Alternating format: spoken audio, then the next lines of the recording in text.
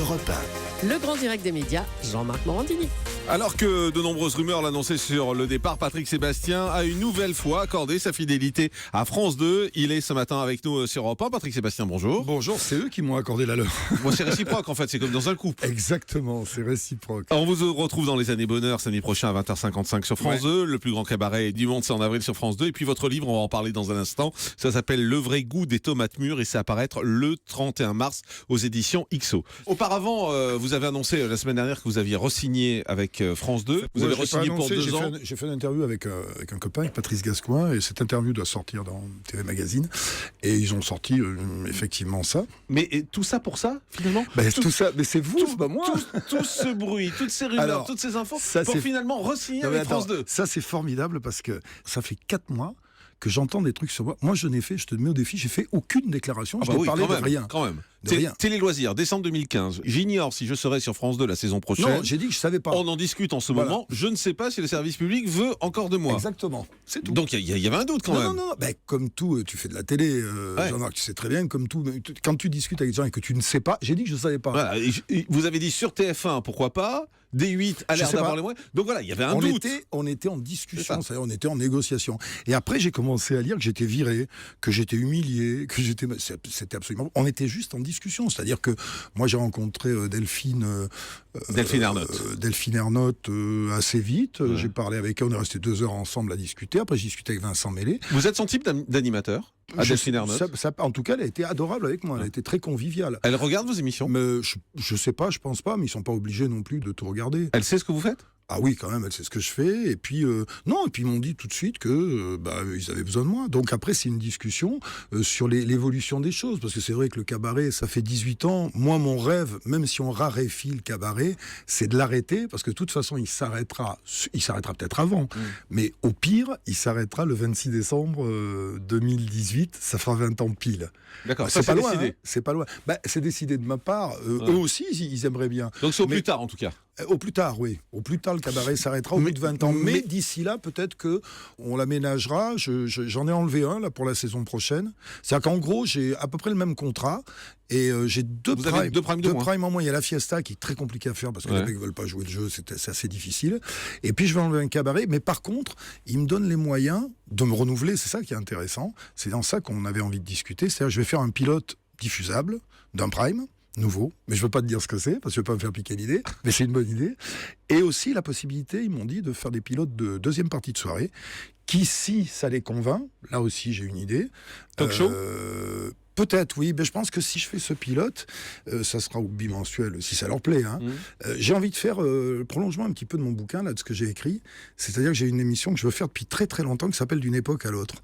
Et c'est-à-dire prendre des sujets, et en talk show, mais divertissant, etc., sur ce qui était avant et ce qui est aujourd'hui. Parce que c'était pas forcément mieux avant. Parce qu'on le voit beaucoup dans vos livres, la société d'aujourd'hui vous intéresse, Ouais, c'est la ça. société vous passionne. C'est-à-dire que je vis avec, je vis dedans. Moi, je suis loin de tout ce milieu-là. Je me balade, je fais des galas en pagaille. Là, j'arrête pas. Je vais en faire 60 dans l'année.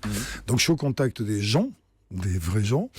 J'ai fait un livre sur les valeurs perdues ou égarées, simplement. J'ai fait un livre sur la bienveillance, sur le respect. Ouais, et vous Et parlez je beaucoup sens- de l'amour de la France Et de dans l'amour votre de la- livre. Mais bien sûr que j'en parle. Je reviens à mon village sans arrêt et je mets tout de suite une barrière en disant c'est pas ultra nationaliste, c'est simplement que j'aime ma terre, j'aime mon pays, j'aime ma langue, tout bêtement. Mais c'est étonnant parce que quand on lit votre livre, vous parlez de l'amour de la France, vous parlez de l'identité nationale, vous parlez, parle avec des- vous avec parlez des- de voilà. patriotisme également. Ouais. Vous savez ce qu'on va vous dire. Est-ce je qu'on va- sais, on va je vous le dire, dis d'ailleurs. est-ce qu'il y a des relents Front National Et- dans tout ça? Et ouais, t'as vachement de relents Front National. C'est-à-dire que moi, je suis pas du tout. Le Front National est un parti comme un autre que je suis. Moi, je comprends qu'il y ait certaines personnes qui votent pour parce qu'ils en ont plein le cul, tout simplement. C'est aussi simple que ça. Ça fait Vous avez longtemps- été tenté par ça ce fait parti pas du déjà? tout. Jamais. Mais non, mais pas du tout. Je pense que les Français, la majorité des Français n'est pas raciste. Simplement, ils ont vu que la gauche marchait pas, que la droite marchait pas, qu'on les prenait pour des cons. Et ils vont là-dedans. Moi, je peux pas. Moi, le Front National, c'est pas ma cam. Voilà, c'est pas mes idées. Mais pourquoi c'est pas vos idées? Parce que c'est pas mes idées. Il y a certaines idées que je partage. Pourquoi je partage c'est Mélenchon, c'est pas non plus mes idées. Il y a certains trucs que je partage. Je pense qu'on peut arriver à autre chose Il faut qu'on fasse entendre nos voix, c'est-à-dire que les gens qui croient à des valeurs. Mais il faut que ce soit incarné par quelqu'un, Patrick Sébastien. Pas Vous forcément. savez, parce que là, vous êtes dans l'idée, Mais moi, vous j'ai êtes dans pas la envie. théorie. Il y a des gens, il y a peut-être des mômes, il y a peut-être des jeunes qui vont s'emparer de ce discours-là et qui vont le mener autrement. Moi, je l'espère parce que moi, les extrêmes m'emmerdent parce que dans tout, ça sert à rien. Donc pas Enfin, ça- d'extrême, on l'a compris, que ce soit à droite ou à gauche, pas d'extrême. Non, ni l'extrême. Et Aujourd'hui, après, vous avez des rapports avec Hollande encore aujourd'hui? ouais, on se passe des messages de temps Ouais. en temps. Mais moi, je vais pas renier mes amitiés parce que je suis pas d'accord. Mais avec vous êtes les- un déçu? Je suis pas je peux pas être déçu du mec. Moi, j'aime le mec humainement. Oui, mais déçu de ce qu'il fait. Dans ce qu'il fait, il y a plein de choses que je n'aime pas. Oui, il y a des choses que. Vous voteriez pour lui en en 2017? Je sais pas du tout. Je sais pas. Ah, vous du tout. hésitez? Mais non, attends. Jean-Marc, il me fait du Morandini. Tu veux pas savoir pour qui j'ai. Non, on est un maximum comme ça à être embêté, à se dire mais putain, ils nous ont baisé là, ils nous ont baisé. Puis l'exemple qu'ils donnent surtout. Ils veulent qu'on soit exemplaire. Tu sais, j'en parle tous les soirs sur scène, hein. Et tous les soirs, c'est chaud. Oui, mais le tous pourri, c'est ce qui fait monter le Front National. Non, c'est pas tous pourris, c'est putain, mais faites un effort, quoi. Soyez un petit peu plus exemplaire, effectivement. Puis surtout, c'est tout ce cinéma qui est fait autour. Moi, je les connais un peu, les politiques. Les mecs, ils vont faire ton émission, ils vont faire une émission, puis ils rentrent en disant j'ai été bon. On s'en branle de ça. Ça fait avancer quoi dans la vie des gens?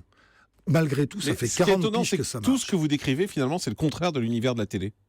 L'humanisme, s'aimer, etc. Ça dépend. C'est le contraire de Attends, l'univers de la T'es télé. venu sur mes émissions, ça dépend ce que tu en Non, fais. parce que vous À travaillez, vous l'univers. travaillez en famille, etc. Mais Voilà. c'est contraire du monde de la Ah, c'est télévision. le contraire où du tout le monde de monde la se télé. tire dans les pattes, tout le monde se sourit. La télé, c'est tout sauf humaniste. Ouais, mais justement, il faut faire avec. Par chance, j'ai le bonheur de faire plein d'autres choses. Oui, mais Sans vous avez mal. envie de Mais continuer moi, à faire la télé parce que quand la question Moi, se j'ai posait envie- pour France Télé, Ouais. vous évoquiez TF1, des 8, J'ai envie ça de- veut dire que vous aviez envie de j'ai envie continuer. de continuer à faire la télé que j'aime. À partir du moment où la télé que j'aime ne plaira plus aux gens, soit à ceux qui dirigent, soit à ceux qui regardent, ben, j'en ferai plus. Mais- Mais pour l'instant, j'ai envie de faire mes années bonheur comme Mais elles pourquoi sont. vous ne faites pas une télé de messages alors? Parce qu'on l'entend là, vous avez des messages à faire passer, vous avez des avis sur la société. Or, vous faites une télé de divertissement. Ouais, vous ne faites parce pas une que télé c'est- de messages. ouais, mais Pourquoi? parce que c'est important. C'est important le divertissement. Mais regarde bien mes émissions, le message, il y est tout le temps. Quand je fais le cabaret, je passe mon temps à dire aux mômes qui regardent, faut bosser pour ça. C'est du travail, ça. Dans votre livre, vous êtes assez critique vis-à-vis des journalistes, on l'a compris à travers ce que vous avez dit. Et il y a des coups de gueule qui Non, me des surprennent, médias. qui me surprennent parfois, par exemple, contre le traitement des attentats du Bataclan. Dans votre livre, vous revenez par exemple sur les survivants du Bataclan qu'on montre à la télé, qu'on peut voir à de nombreuses reprises, en disant à quoi ça sert, sinon instiller un peu plus d'angoisse. Alors, c'est-à-dire que, évidemment, comme chacun, on est horrifié, on est démonté par cette horreur-là. C'est vrai que quand je vois le énième témoignage du survivant du Bataclan, à un moment, je me dis, à quoi ça sert sinon à instiller un petit peu plus, c'est-à-dire adouber les terroristes. Les terroristes, ils ont voulu semer la terreur, on est d'accord. Ils ont fait ça pour semer la terreur. Et plus on propage ce message-là, plus on nous en met, parce que je vois pas ce que ça apporte aux victimes, plus C'est un peu- on instille, si ça leur fait du bien, Bah, tant ça peut mieux. leur faire du bien. Ça peut leur faire du bien. Mais plus on instille la peur. Moi, je ne suis pas journaliste, chacun fait son métier, mais effectivement, je trouve que cette avalanche de surenchères, et on le sait très bien, Vous regardez les chaînes info, par exemple? bien sûr que je les regarde pour m'informer. Bah parce oui, que mais quand il y je a parle de ça en quelque permanence chose, parce qu'il faut alimenter parce aussi que les chaînes info. quand je parle de quelque chose, j'aime bien savoir de quoi je parle. Et donc, je regarde les chaînes info et je me protège. C'est-à-dire que je les regarde avec un certain regard, avec un peu de recul pour essayer de ne pas me faire avoir. Parce que c'est vrai que l'hyperviolence, dans le bouquin, je développe un truc sur effectivement les responsabilités des uns et des autres. On est tous coupables, on est tous responsables sur ça. On a laissé se développer dans notre société une hyperviolence filmée qui est omniprésente. C'est un message subliminal, c'est de la publicité subliminale pour de l'assassinat.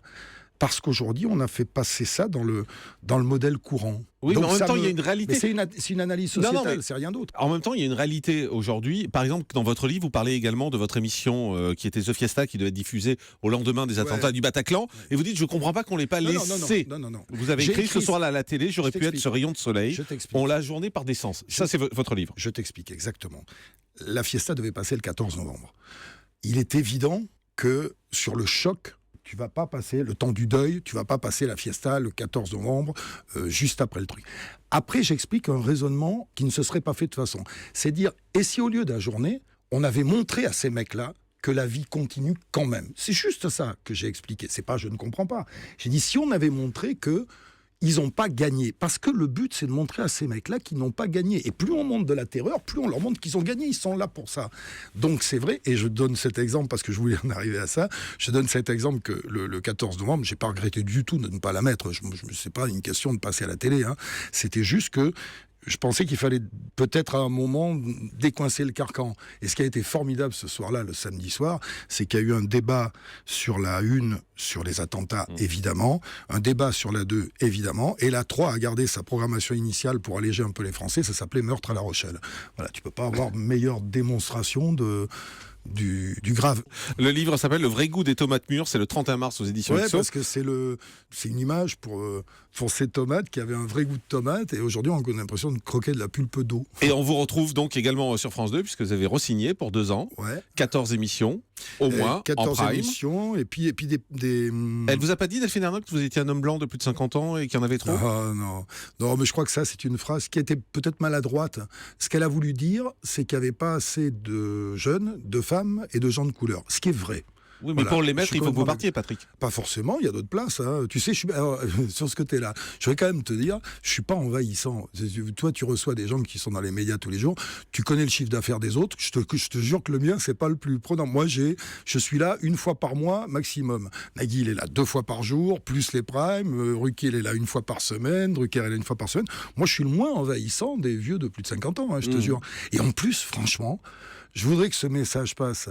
J'ai 62 ans, j'ai des analyses nickel, je fais pas de sport, j'ai rien de particulier, je prends rien d'artificiel, parce que je marche justement à ça, je marche à l'affectif. Maintenant, chacun regarde comme il veut, et ça tient en bonne santé. Bon, les toubibs vont m'en vouloir, les pharmacies aussi, mais tant pis. Et il faut rire aussi dans un instant. Willy Rovelli, Ah à ouais. tout de suite sur Europe.